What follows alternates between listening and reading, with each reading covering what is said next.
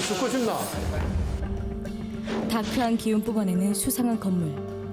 욕설과 폭언이 난무하는 충격적인 현장. 대체 이 안에서 무슨 일이? 설마 말로만 듣던 현대판 노예들이 일하는 공장인가요?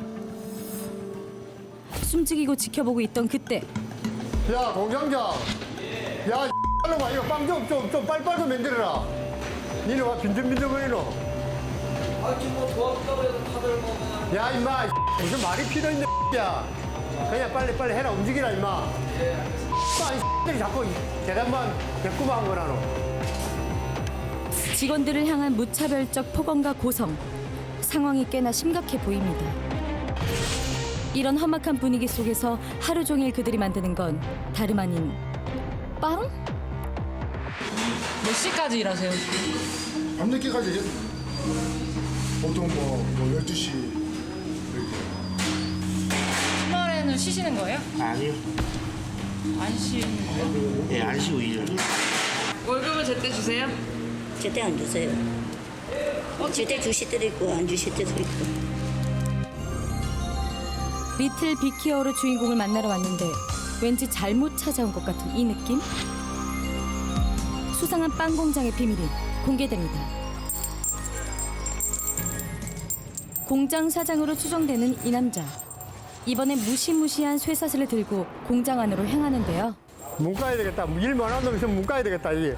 야, 쇠사슬 봐라. 일을 안 하면 쇠사슬로 묶어버린다는 사장. 야, 쇠사슬 봐라. 야, 이거 이제 농지 실는 놈이니까 이거 다 묶을란다, 지금. 그런데 야, 누굴 묶어야 되겠노? 아까와는 사뭇 다른 분위기? 새끼를 묶어야 되겠다, 가만히 하니까. 빵 빼야 되나? 야, 나 이거 큰일 났다. 이거 니를 묶으려 했는데. 어? 부끄러워서 이제 도현이 형을 도인을 묶는다고? 야, 도인. 제보 받자마자 바로 타깃 변경. 하지만 얼굴엔 장난기가 가득한데요. 정체가 뭐죠? 요거 예, 쇠사슬 요거 일 안 하는 놈 있으면 묶어 아플라고 이게. 그렇게 한참을 돌아다닌 후 열로 한번 씩 돌려야지. 옳지. 잘하네. 옛날에 가다가 있네. 열로. 쇠사슬에 묶인 사람은 사장님? 묶겠다. 이건 또 무슨 시츄에이션? 오늘의 엉뚱한 주인공 하용수 씨입니다. 사장님이 욕을 많이 하시는 것 같아요. 아닙니다. 아니에요? 여기라 생각합니까? 아닙니다, 사랑님이 쓰시. 예, 사랑이 메시지 그래. 만약에 여기에 생각했다면 무조건 월급을 2만 원 뺀다, 알았지? 어. 조직의 쓴맛을 보여줘야지. 빨리빨리 해라, 이봐라. 지금 뭐가 비추고 있다, 이거 빨리빨리 좀 해라, 좀. 누나들이라고 내가 욕 안 하잖아, 내가. 평소에 욕을 좀 하세요? 아니에요. 오늘 좋아서 그러시는 것 같아요. 촬영한 걸 하시는 거. 그때 갑자기 돌발 행동에 나선 사장님. 여기 크림 써보는데 안에 맛있는 크림이 들어있습니다. 안에 보면은 크림이 쫙 들어요, 크림이. 평범한 소보루는 가라. 이 빵으로 말할 것 같으면 고소한 맛에 한 번 반하고 달콤한 크림 맛에 두 번 반하는 전설의 크림 소보루. 이 공장의 대표 선수입니다. 한 달 매출 한 6천만 원 정도. 6천만 원. 우리 밀로 만들기 때문에 건강이 최고입니다. 건강이 최고. 월 매출 6천만 원의 대박 비결은 원재료부터 깐깐하게 수입밀이 아닌 우리 밀로 만들어서 맛도 건강도 놓치지 않는 덕분. 최근 새로 지은 4층짜리 건물에 철저하게 분업화된 시스템. 위생 상태도 깔끔합니다. 손님들 취향 저격 일일이 수작업으로 만드는 쫀득한 찰보리빵에 건강한 맛으로 적당하게 달콤한 호두과자도 인기몰이 중인데요. 이렇게 우리 밀로 만든 빵은 속이 더부룩하지 않고 편하다고 하네요. 그런데 공장을 가득 채운 범상치 않은 포스의 남자들.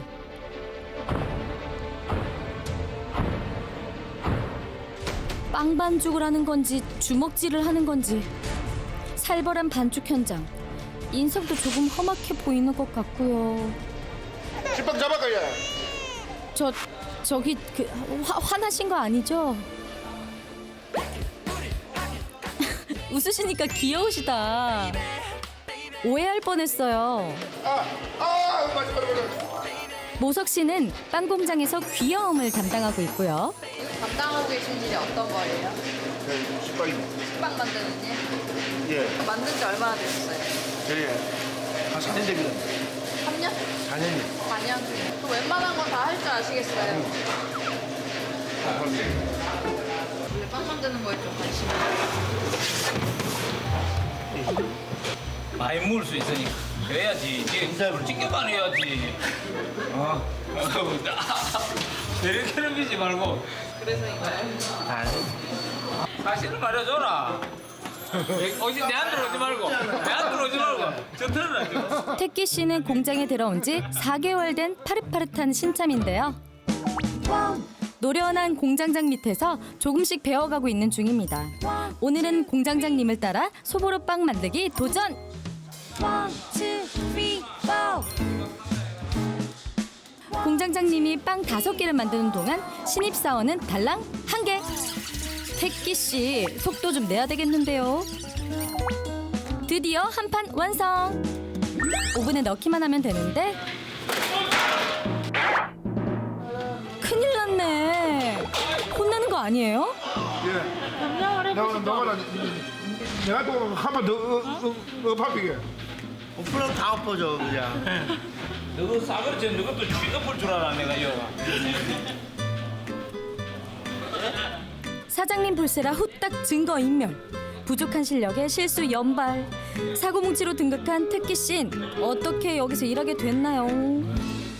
어떻게 여기서 일하시게 되셨어요? 그러니까 학교 생활을 좀 오래 하다 보니까 이것저것 하다 보니까 이제 이쪽으로 여기 여기서 어떻게 일하게 되셨어요? 이제 학교를 갔다 오고 보니까 딴 데서는 일을 안 시켜주거든요.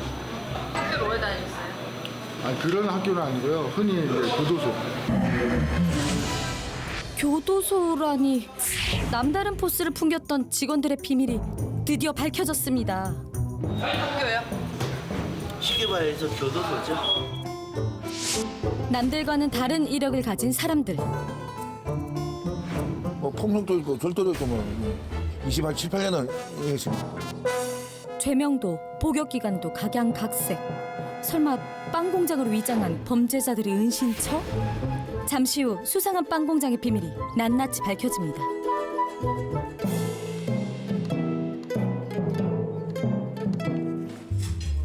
오전 작업이 끝나고 기다리던 점심시간. 직원들은 사내 식당에서 하루 삼시세끼를 해결하고 잠도 공장 숙소에서 자는데요. 직원의 80%가 출소자라 거처가 마땅치 않은 사람들이 많기 때문입니다.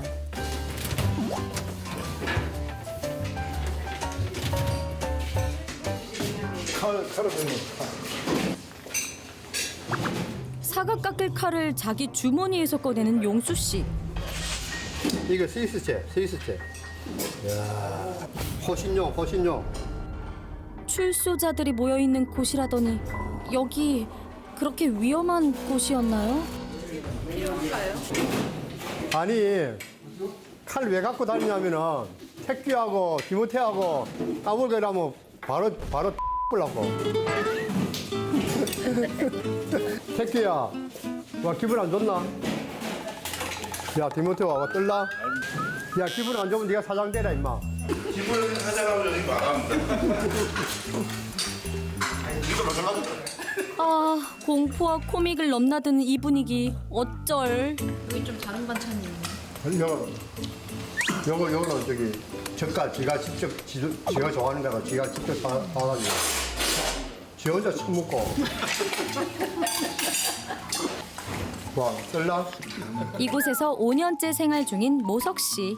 바깥 생활은 거의 안 했습니다.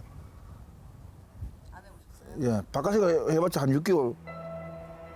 6개월 그냥 잠깐 나왔다가 잠깐 들어가고 잠깐 나왔다가 잠깐 들어가고 한 30년 가까이 일을 갖다가 안 해봤는데 이소가 오자마자 한 2달 동안 한 6개월간은 적응을 못했습니다. 어깨만 무드치도 있다니까 입에서 쌍욕이 나오고 그다음에 온장면 때도 몸이가 같이 내뱉어비고. 예. 사연도 입맛도 개성 강한 직원들. 호박무침에 매콤한 고추장 더하고 참기름 톡, 밥은 많이 얹어서 쓱쓱 비비면 고소한 비빔밥 완성! 이 비빔밥의 주인은 태기 씨였네요.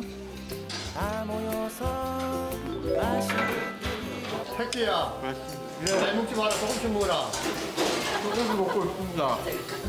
이런 천진난만한 모습 뒤 숨겨진 사연이 궁금한데요. 처음에 교도소 가셨던 게 언제예요? 저 19살. 그러니까 20대를 거의 다 그쪽에서 보냈죠.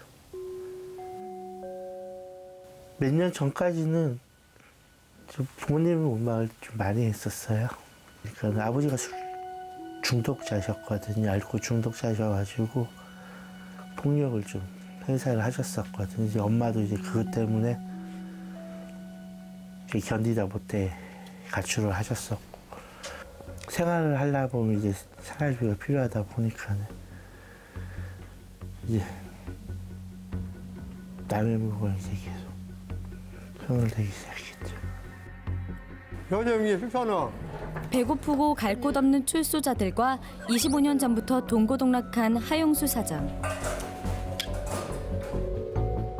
이곳에 오기 전 가족같이 지냈던 방화정가 3범의 출소자가 불을 지르는 바람에 삶의 터전을 전부 잃었는데요.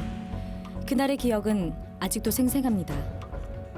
그때 우리 집 사람이 집에 있었고 그런데 막 불이 타오르더랍니다. 그래가지고 막 불이 해가지고 막 119 불렸는데도 원동이 있었기 때문에 소방차가 올라오면 한 30분 돼야 돼, 30분. 그러니까 그동안에 다 타본 거지 뭐. 하다 보면은 뭐 안타까운 일도 생기게 되지. 예. 그럼 어떻게 하겠습니까? 내가 불 못 지르면 이렇게 써놓을 수도 없고 도둑놈한테 여기는 도둑질하고 가면 안 됨 써놓을 수도 없고 도둑질 안 하도록 돈을 많이 준다든가 그런 방법밖에 없죠 뭐. 예. 출소자들과 함께 살기 위해 지인의 도움으로 빚을 내서 새롭게 빵 공장을 세우고 더 열심히 함께 일하고 있는 부부. 많이 드십시오. 두 분 월급은 좀 제대로 받으세요? 저희들 월급 하나도 없어요. 하나도 없어요? 예. 주위에 오신 분들이 와서 보고 아유 그래도 원장님 옷이 저게 뭐냐고 너무 가다. 그럼 옷이 누가 주잖아요. 한 번에 옷을 괜찮은 옷을 하나 주면 그걸 안 입고 우리 형제들 줘요. 왜 이 형제들은 언제 이런 옷을 입어보느냐. 가는 소리 하지 말고 그냥 가는 소리 하지 말고 그냥 먹어라. 가는 소리가 뭐냐면은 이런 끓인 맛 가는 소리. 여기서 이러시면 안 됩니다. 하용수 원장님은 어떤 사람인 것 같으세요? 저는 아버지 같은 정도 잘 텐데. 이제 낭떠러지가 있으면 거기 떨어질 줄 아시는데도 끝까지 가세요.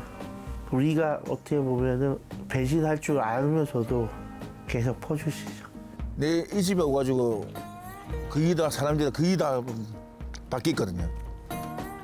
때로는 친동생처럼.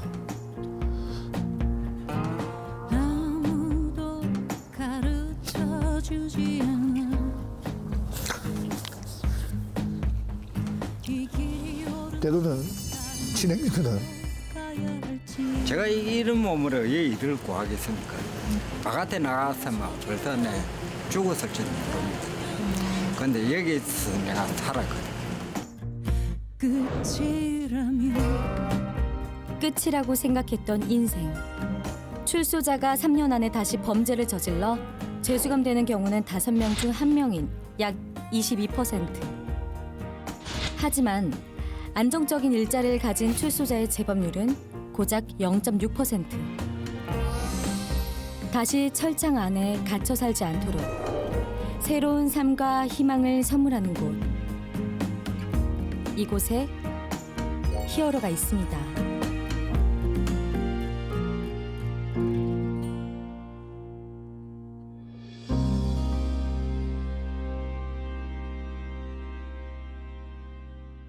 좋은 아침이야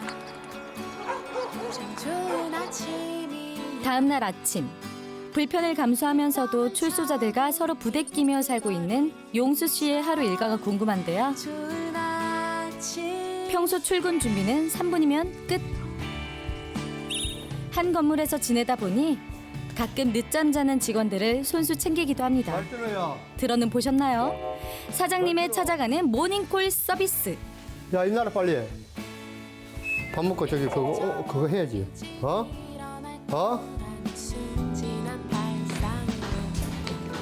이번엔 식당으로 직행. 아침 식사가 한창인데 용수 씨는 직원들 하나하나 챙기느라 눈이 바쁩니다. 먹어야지. 신발. 야, 임마 무슨 5년 채고? 저 신발 하나 갖고요. 5년 신고요. 야, 4년 6개월이다. 4년 6개월 무슨 소리 하고 있나? 다 줘요. 자기한테 들어오잖아요. 남들한테 다 줘요. 혼자 그거만 5년 쓰시는 걸로 알고 있어요. 같은 신발 10컬레 있잖아. 같은 신발. 여름 신발 10컬레. 똑같은 신발 10컬레. 5년 된 신발 신고 오늘도 그가 향하는 곳. 인사보다 잔소리가 먼저 튀어나갑니다. 야, 태키야, 니 모자 좀 쓰라 안 하더라, 모자, 임마. 어제 그 모자, 그래, 그 모자 써도 되네. 그럼 쓰라, 니는 말 좀 들어라. 이곳엔 출소자들과 함께 어울려 일하는 일반 직원들도 있는데요. 출소자분들도 많으시고 하신데 그러니까 왜 그런 거는 생각을 못했어요. 생각을 못하고 왔는데 너무 보니까 전부 내 아들 같고 전부 다 엄마가 없는 애들이 돼갖고 전부 방황하고 어릴 때부터 가정이 없고 마음은 더 하나같이 착해요. 난 테러리스트가 아니다. 대한민국 독립군 대장이다.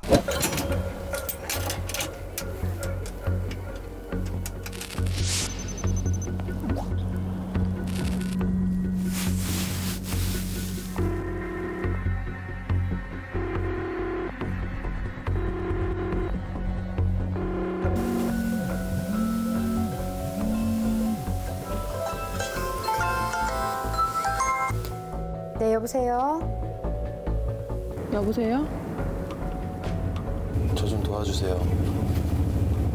네, 제가 택배 기사인데요. 놓치지 말아야 할 의문의 목소리. 그 실체를 만나봅니다.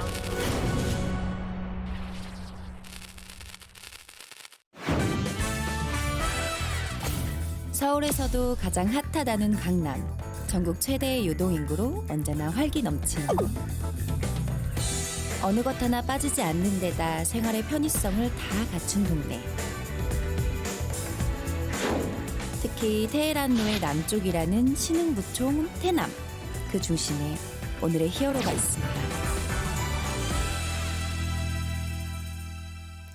화려한 고층 아파트가 아닌 한 빌라 앞에서 오늘의 주인공인 예원 씨를 만났습니다. 하영아, 오늘 친구들 만났는데 기분 좋아?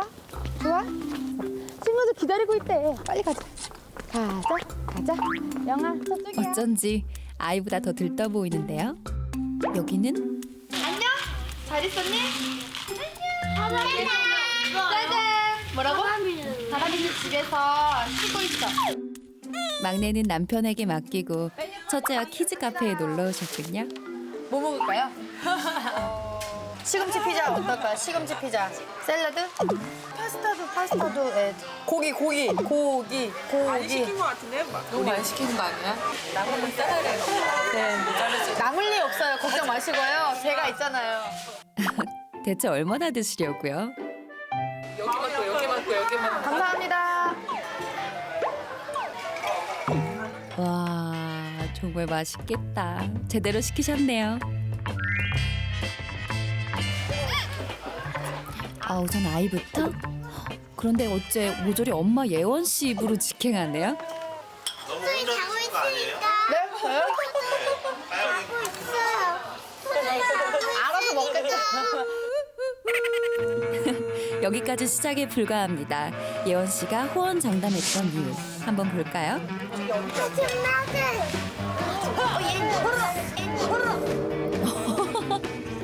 진짜 잘 드신다.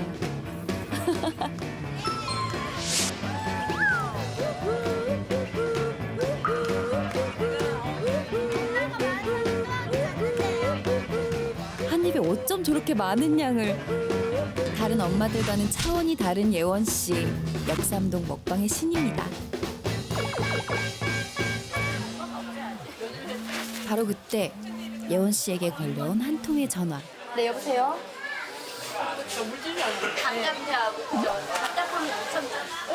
무슨 일이죠? 모임 가지실 때 자주 저러세요? 예. 자주 통화 중간중간에 계속 전화가 와요. 지내시면 어떡해요? 전화 놓을 새가 없다는 예원 씨. 아, 네, 안녕하세요. 네, 여보세요? 네, 여보세요? 네, 여보세요? 여보세요? 하루에 4-5개 있는 날이 꽤 있네요. 지나고 나면 빼곡해요. 할 때는 모르는데. 아이고, 참.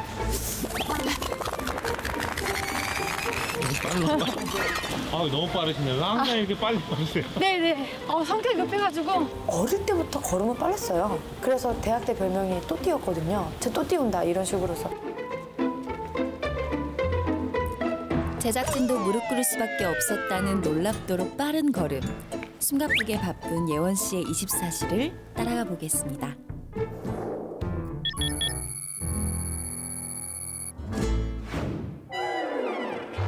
다섯 살 딸과 돌을 앞둔 아들을 키우는 엄마 예원 씨의 저녁. 왜? 뭐 했는데, 피나? 왜? 뭐 했어? 씻게. 이리 와.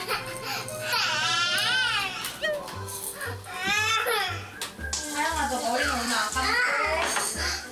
오늘 안 감을게.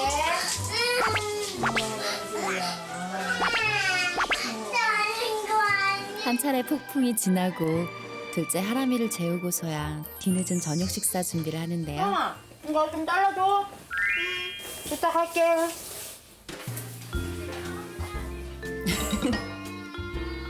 예원 씨 파스타 정말 좋아하시나 봐요. 5살 하영이가 주방 보조로 나섰습니다. 엄마와 하영이가 만든 토마토 파스타 완성.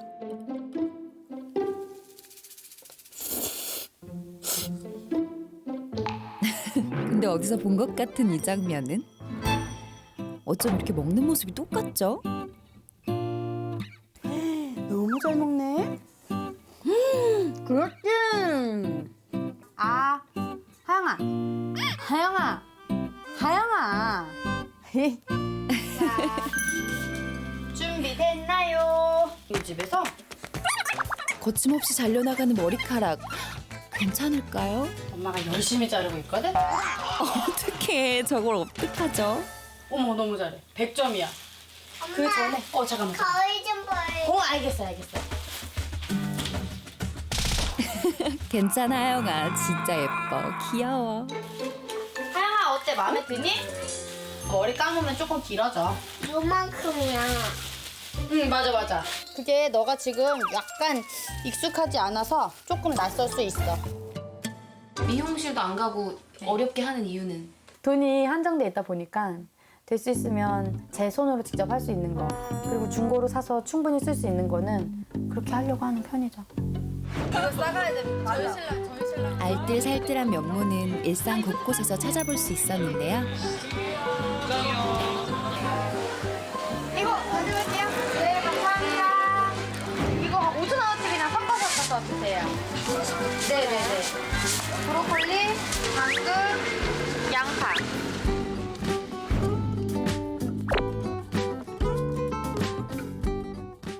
한번 비춰볼까? 그래, 올라가보자. 가자. 육아와 일을 동시에 하면서 얻은 나름의 노하우도 있습니다. 최대한 일하는 시간을 넓게 확보하려고 노력을 하는 편이고요. 그렇게 하려면 집 정리가 미리 사전에 돼 있어야 돼요. 그래서 살림 많이 안 늘리고 있는 데다 딱딱딱 그냥 냅두고, 그렇게 해서 언제 딱 투입되더라도 손이 빨리 움직일 수 있게 좀 그렇게 해놓는 편이에요. 네? 남편분은 안 오세요? 네, 아직 오늘 아마 많이 늦을 거예요. 한 1-2시? 늦으면 3시, 4시. 뭐 살림도 하시고 육아도 하시고 다 하시잖아요. 네네. 독방 해야죠. 아닌가요? 네. 뭐 사실상 그렇고요. 주중에는 네. 독방 육아에 밀린 업무까지 더해져 잠 못 드는 밤이 지나고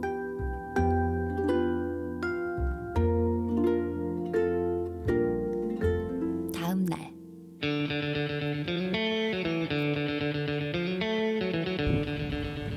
일찍부터 또 어디론가 바쁘게 가는 예원 씨를 발견했습니다. 어딜 급하게 가세요? 출근해요. 너무 빠르시네. 거의 다 왔어요. 빠른 걸음으로 10분 만에 도착. 예원 씨의 사무실은 어떤 곳일까요?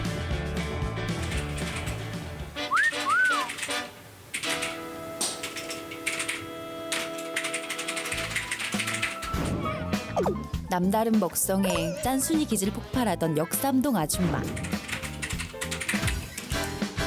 예원 씨의 또 다른 이름은 변호사입니다.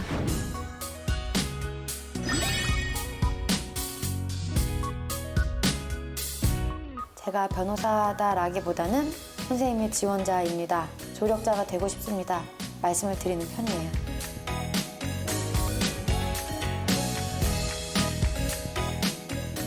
연선 동기 한 1000명 정도는 나왔어요. 네네. 거기서 한 몇 등이나 하셨어요? 그것도 말씀드려야 되나요? 검찰권 정도? 네. 그렇게만 말씀드릴게요. 판사나 검사로서도 할 수 있었을 텐데 왜 네. 변호사 얘기를 하셨어요? 검사님들은 판단을 하셔야 되잖아요. 변호사는 누군가의 편이 돼서 그 사람을 지지해 줄 수 있잖아요. 그런 부분이 되게 매력적이었어요. 그리고 제가 성격적으로도 변호사가 더 잘 맞을 것 같더라고요. 일단은 제가 오지랖이 좀 넓고 한 사람의 얘기에 집중해서 듣고 그 사람을 지원할 수 있는 방법을 자꾸 찾으려고 하는 것 같아요.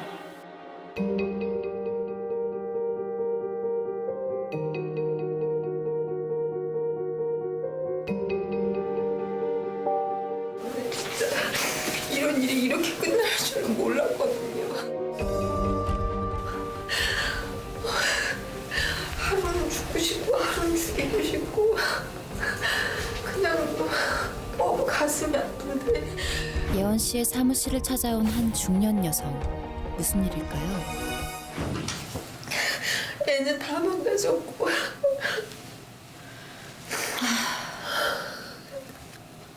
근데 사실은요 너무 많이 다쳤는데요. 그냥 대충 만지고 정도면 제가 그나마 그래도 너무 쓰라려하고 너무 아파해가지고 제대로 걷지 못한 게 한 일주일 정도 되거든요. 근데 어떻게 그렇게는 그리고 너무 많이 맞았어요. 그다음에 키스 당한 건데 이 혀가 다 찢어졌어요, 선생님. 아무리 장인이라도 사람인데. 근데 전 처음 당해보는 거라 이럴 때 빨리빨리 뭔가 해야 되잖아요. 근데 저는 아무것도 못하겠더라고요. 심리치료나 이런 거는 진행 아무것도 정말 심리적으로 보상받는 게 아무것도 없어요. 왜냐하면 이게 기소라도 최소한 일어나야만 옳고 그름을 밝힐 텐데 있지도 않은 일이 돼버렸잖아요. 그러니까 근데 그거를 그 사람이 그랬다는 또 다른 증거가 있어야 된대요. 그러니까 예를 들어서 직접적인 그 행위를 하는 CCTV 정도. 근데 그 정도가 CCTV 정도가 확보가 됐다면 무슨 경찰의 수사가 왜 필요해요? 그렇죠. 딸이 성폭행을 당했지만 법적 책임을 물을 수 없게 된 상황. 한 기자를 통해 사연을 접한 예원 씨가 피해자 가족을 돕기로 했습니다. 사실은 그 형사처벌이 제일 잘 되면 제일 좋았겠지만 지금 그게 안 됐잖아요. 그러면은 다른 방법을 또 생각을 해보자는 거예요. 그래서 유일하게 가능한 건 민사상 손해배상 청구인데 그 피해자로서 가해를 했다고 주장하는 사람을 상대로 위자료 청구하는 거는 가능은 하세요. 형사는 법상으로는 인정 못 받지만 사실상 위자료를 받아내시면은 인정받는 거거든요. 그러니까 저 범죄 사실은 있었다라는 게 법원에서 인정해주는 그게 제일 중요한 거잖아요. 심사숙고를 해보시고 최소한 3년 안에만 하면 돼요. 최대 10년이니까. 불법행위로 인한 손해배상 청구라고 하거든요. 그러면은 그 수연이가 이 길을 딛고 앞으로 더 많은 날을 살아갈 때 보탬이 될 수 있는 방향으로 일을 이게 만들어 나가는 게 더 중요해요. 지금은. 수연이가 이 일을 계기로 더 당당해지고 더 맞서 싸울 수 있는 힘이 생기고 또 어머님도 더 단단해지고 아시겠죠 어머니? 저 손 좀 주세요 어머니. 손. 네. 어머니 너무 많이 힘드셨죠?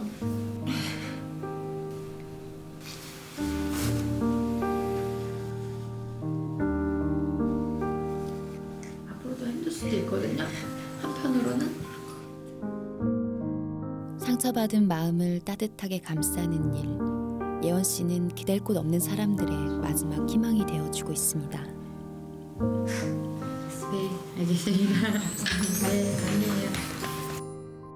장애 전문으로 하신 변호사님이 김예원 변호사님을 추천을 해주시더라고요. 아마 장애 여성 쪽으로는 이분이 우리나라에서는 제일 잘하신다고 해서 바로 제가 전화를 드렸는데 저랑 통화하고 그 사건 내용에 대해서 시간을 투자하겠다고 맘먹는 데까지 굉장히 시간이 짧으시더라고요. 그러니까 소위 간 본다고 해야 되나?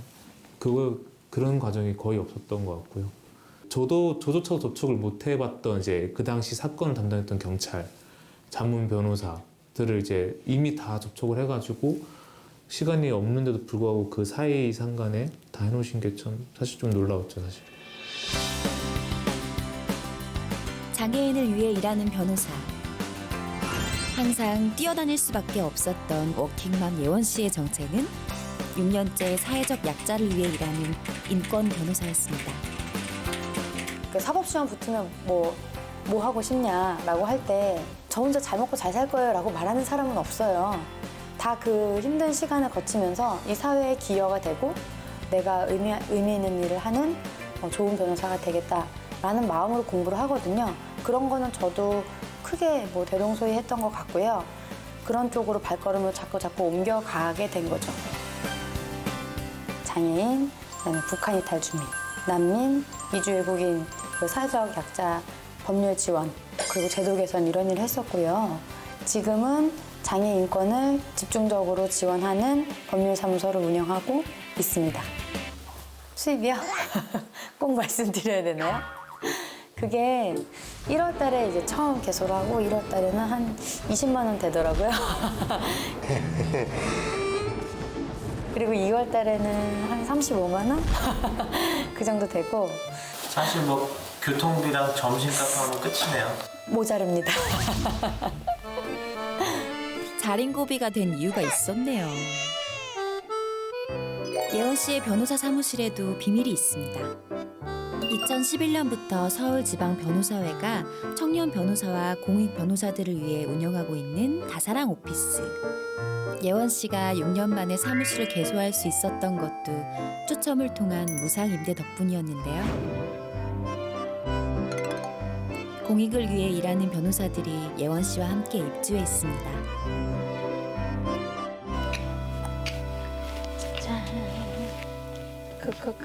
따로 맡길 곳이 없는 하람이를 사무실로 데려온 예원 씨.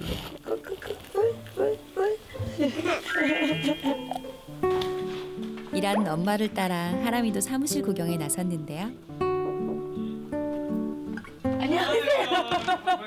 안녕하세요. 이분은 저는 박준영 변호사입니다. 한 영화에서 배우 정우 씨가 맡았던 역할의 실제 주인공. 변호사님 더 마르신 것 같아요. 재심 전문 박준영 변호사는 예원 씨와 함께 입주한 사무실 동기입니다. 제가 법률사무소로만 열었어요. 법률사무소는 후원 못 받잖아요. 아니 뭐 어떤 형태로든 실비라도 후원을 받을 수 있는 게 그래서 지금 그게 고민이긴 한데. 그거 없이 어떻게 해요? 지금요? 남편 얼굴로. 네. 남편 월급으로 마이너스 통장으로 활동하고 있어요. 그 사람들이 미쳤다고 막. 미친 거죠. 미쳤다고 이제 그렇게 얘기를 해서. 네. 오래 하기가 쉽지 않지. 네, 그래서 지금. 둘이나 되는데.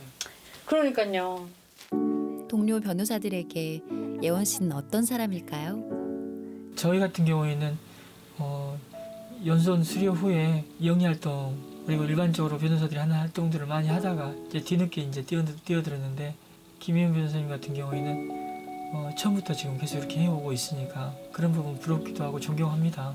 한편으로 근데 남편분의 급여로 이렇게 생활도 하고 또 이런 어떤 활동을 한다고 하는데 김혜연 변호사님의 어떤 희생에 그치는 게 아니라 또 가족들의 희생으로 또 넘어가는 부분이지 않습니까? 그래서 그런 부분들이 이제 지속 가능성이 있을 것인가에 대한 부분은 좀 약간 걱정이 되긴 하죠.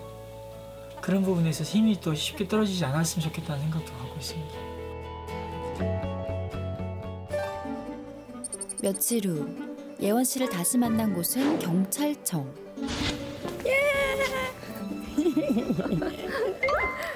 사건 때문에 온 것 같지는 않고 어째 처음부터 웃음이 끊이질 않는데요. 경찰과 변호사 둘은 무슨 관계일까요? 네, 아 맞다. 이번에 발령 나가지고 네, 저도. 경찰청 수사국으로 왔어요. 오. 네. 개업하셨다면서요? 네, 여기. 저는 명함에 이제 전자가 광야로- 있습니다. 이제 광야로 인권법센터. 네. 솔직히 지금 이 분야에서 이렇게 일하는 변호사님이 예원 변호사밖에 없죠. 아니 그래도 몇 분 한 5분, 6분 정도는 장애계에서 그래서 오늘 제대로 두 분 어떤 사이세요? 친하세요? 아, 예, 그렇죠. 이제 연수원에 입소하기 전에 그 신림동에서 다 같이 만나는 자리가 있었거든요. OT. 네, OT, OT. 신림 OT. 그때 이제 처음 봤었고, 네, 그때부터 참 인상적이었어요. 사원연수원 가서는 어땠어요? 공익 사건만 하겠다고 하는 그 수료생을 저희가 재정적으로 지원해주는 또 단체를 만들었었어요. 네, 그러면서 앞으로 계속 이 분야에 대해서 내가 헌신하고 싶다라는 얘기를 했었고, 실제로 수료하고 딱 그 길을 가는 엉겁결에 갔다니까 엉겁결에 쉽지는 않거든요. 그게. 사법연수원 시절 동기들과 함께했던 공익법률기금운동. 그 이후 예원 씨는 사회적 약자를 위해 일하는 공익전담 변호사의 길을 걷게 되었습니다.